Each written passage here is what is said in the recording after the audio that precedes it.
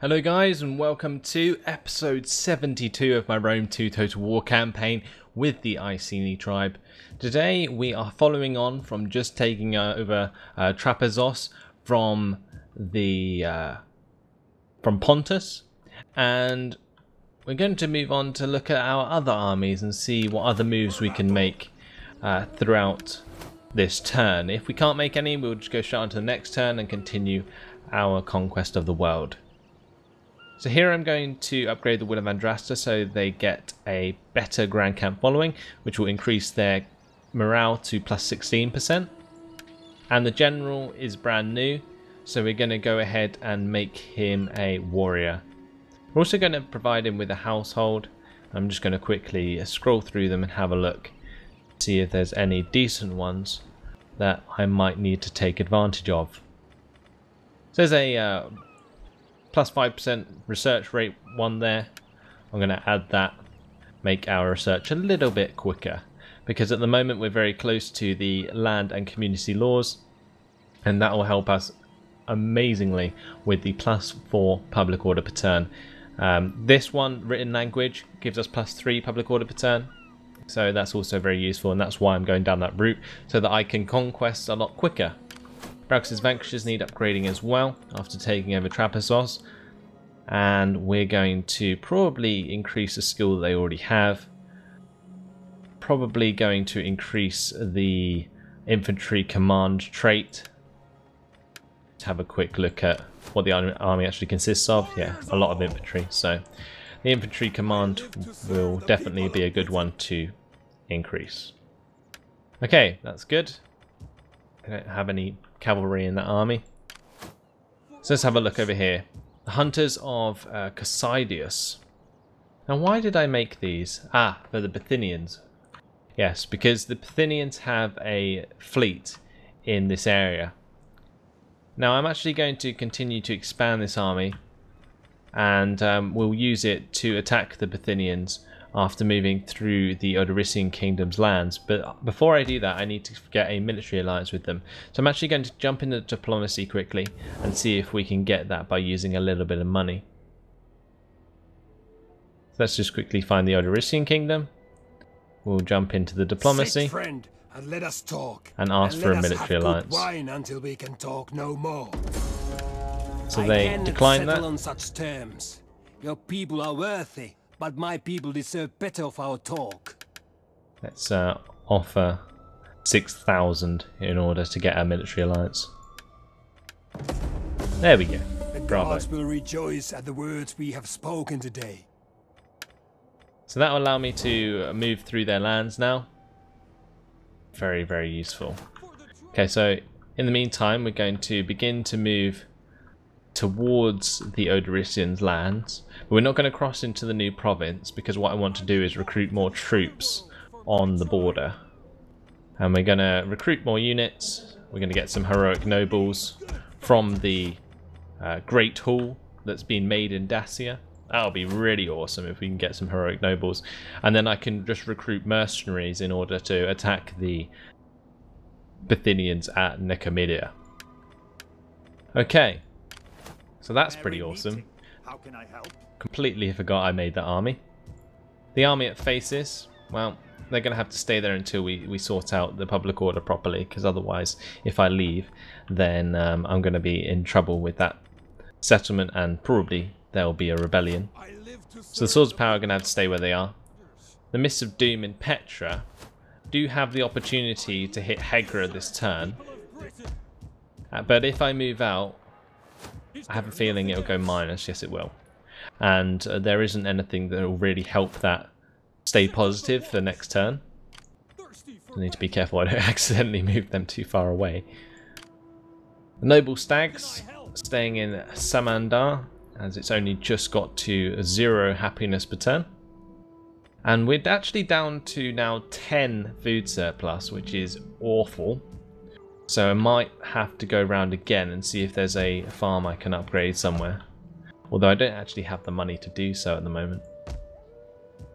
It doesn't look like there will be any opportunity to do so because of my low money. Oh well, I'll just have to leave it at that and go ahead and click the end turn button.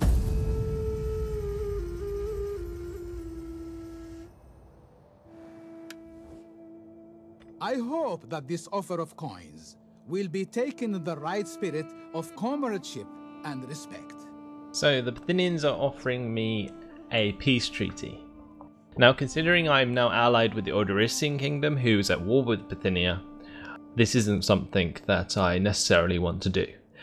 So therefore I'm probably just going to decline it. I need their cities basically in order to win the game. So that's why I'm declining that. And because I've declined it, they decided to attack me. And that's fair enough. I don't mind. They're trying to take Tyros back off me after me taking it from the Seleucids next turn. So this is a really nice battle that I've got here. A little bit more in their favour, I would say, because of their numbers.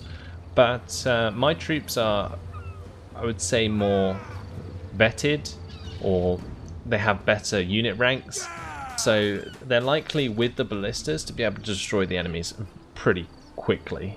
And that's why the strength ratio is much in my favour. So we're going to go ahead and fight this one on the battle map.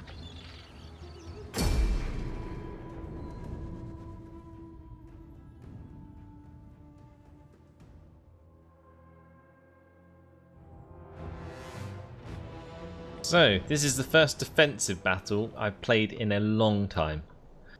Looks like the army's starting over here though, of the enemy.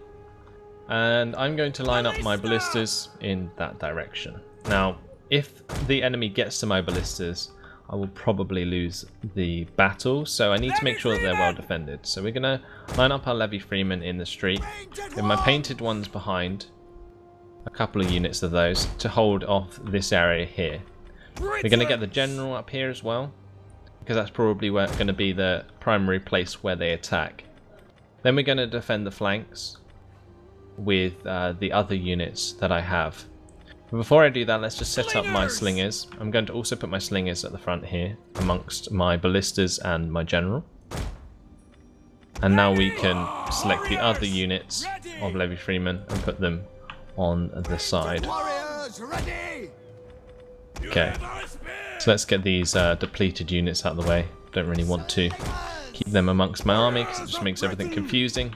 We'll get the veteran riders to the left because they'll be able to flank by running out of the city. And I think that's all my men.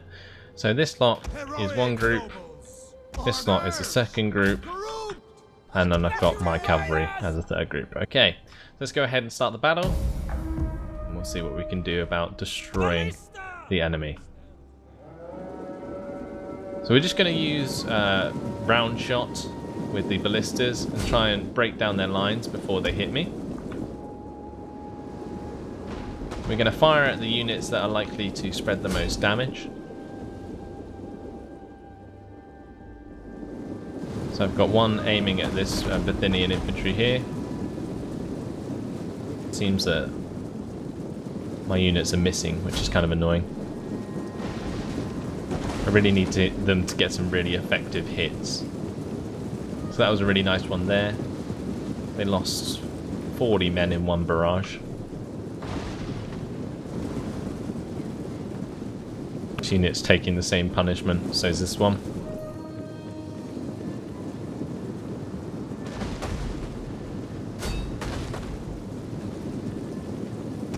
The reason I'm targeting specific units is because I want it to hit the units behind at the same time. It's likely now that their general on Cav is in range, so I might start firing at that with the ballistas as well.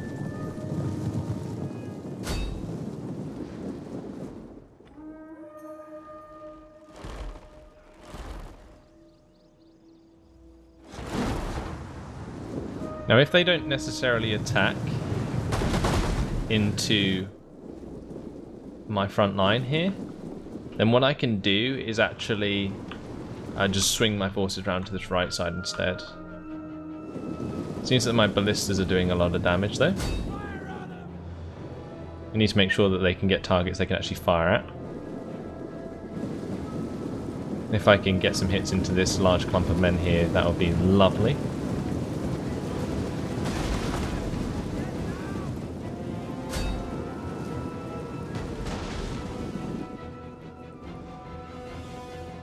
Slingers are able to fire a little bit.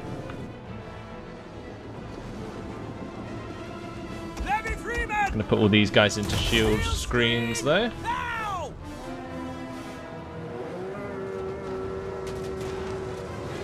Spears ready.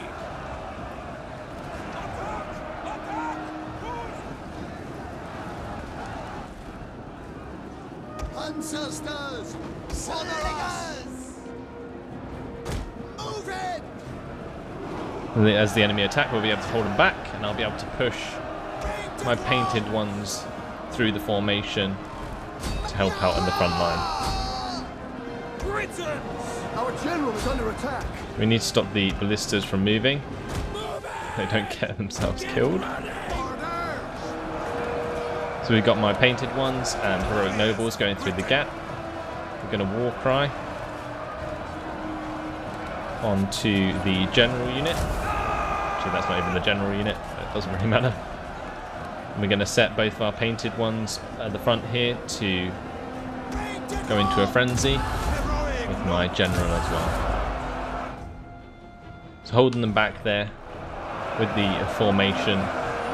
The Levy Freeman's holding a wall while the other units push through them.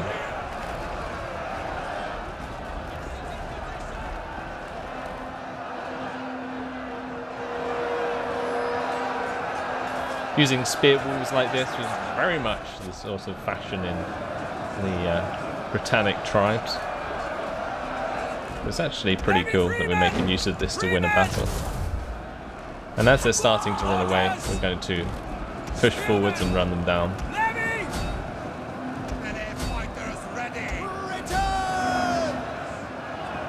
As we kill more, the enemy will basically chain route. The enemy general is dead.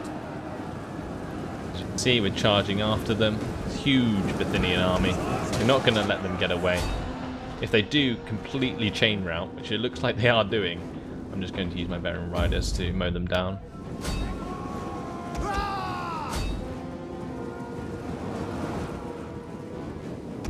Pretty impressive how many men actually ran from that fight. Look at that. It's ridiculous. My formation obviously baffled them completely. Let's get my riders out. Start running down these men. I'm going to put them into a nice spread formation so they can clean up the men quicker. We'll start running them down. Just speed it up. Put the frenzy charge on and then pass forward.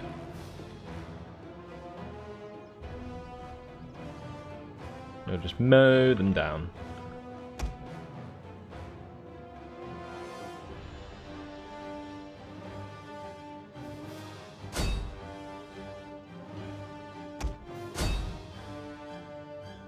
Make sure that nobody survives. One of our units has used all its Attacking the ammunition. furthest units first, so that we actually kill as many as possible.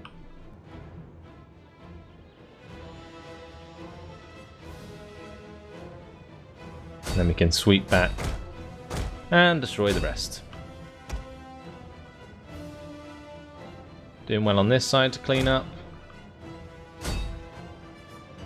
Now let's go and attack this large stream of infantry that's trying to run away over here. Should be. Job done. Make sure that all these guys die.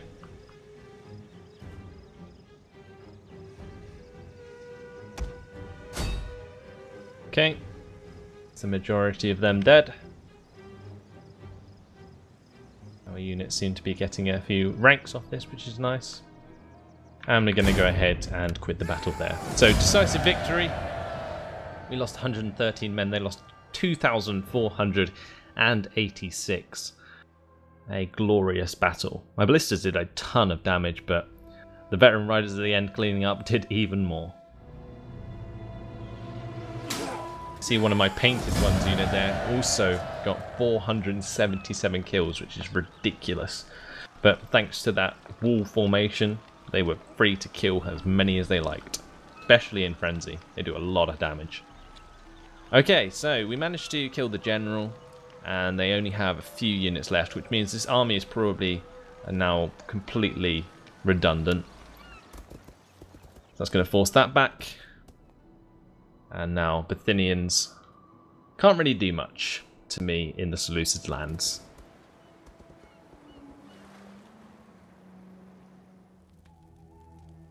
A noble death. Who is this for? Oh, another noble death. Great. Everyone's dying. So, enemy wounded. Trade disagreement dissolved by the Aorsoi. It's annoying. But an increase in rank for Cericio. And Lucterios has died from natural causes, and so has Cericio after just getting ranked up. That's great. Also, Adiatorix has died. All of them are dying. It's brilliant. So this is the Burning Men. I would love to see the army composition because I really like to pick the bodyguard unit based on the army composition. But I think we'll go with heroic riders no matter what because just more useful, I guess. Heroic nobles are awesome, but I think I want heroic riders because they can run down enemies much better. And they still provide the bonuses. I often forget about using heroic nobles. So it won't make much of a difference, but we're going to make sure we use Penios from the Elder Chiefs. We're actually running out of available generals, which is quite funny. So we might actually have to use a general from the other chiefs for once. And in this case, we're going to go for Heroic Riders again and make sure that Merios gets command. Okay, so Merios is in control of the Noble Stags. We've got Adiatorix with an increase in rank, Brogia with an increase in rank. So let's go through all of the agents, lots to do. Ambigatos has managed to get down towards Ptolemos Theron, and we'll use him to sabotage this army. So let's go with Poison Provisions, 88% chance of being successful, and our agent. Military Sabotage is successful. Okay, Penios, where are you? Very close to Jerusalem. Let's go ahead and kill this guy here with Assassination. We're going to go with a Concealed Blade, and hopefully he'll die, because this noble has been messing with Petra. Opportune Failure. It's a bit annoying. Prefer if you wounded him. Let's upgrade Adiatorix. So we're going to go with increase in politics, I think. Because that way, when he's doing his administration and converting culture, he gets extra tax rate, which is awesome. We're actually going to give him the Wise Woman as well, to give him the +1 authority, to just boost his authority skill a bit more. May as well do that because he didn't have a household already. Let's have a look at Brogia. We can increase her skill as well.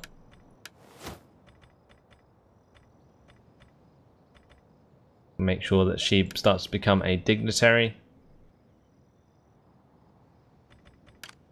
Brogia over here. Another Brogia can sit on the edge of the province of Syria. And we got the Iron Winds. They're going to have to stay docked in Hierapitna. And we're going to make sure that we build a sacred enclosure here. Then, moving on to the Spear Runners. Looks like Ponta Caspia is starting to get a little bit happy, which is nice. Although we're down to 0 food surplus. Wow. We're going to have to really upgrade our farms soon. Consorts of Morrigan. They are still going to have to stay in Jerusalem as we create a sacred enclosure there. Looks like a lot of this stuff will become very happy though, as soon as all these buildings are finished, and we'll be able to move on both of these armies, hopefully. Let's go to the Woad Warriors. Now these have replenished a little bit, but still will be out of range to attack Ptolemos Theron. And therefore I might just leave them in the province a bit longer to replenish a bit more, because I don't want to lose these cavalry units unnecessarily.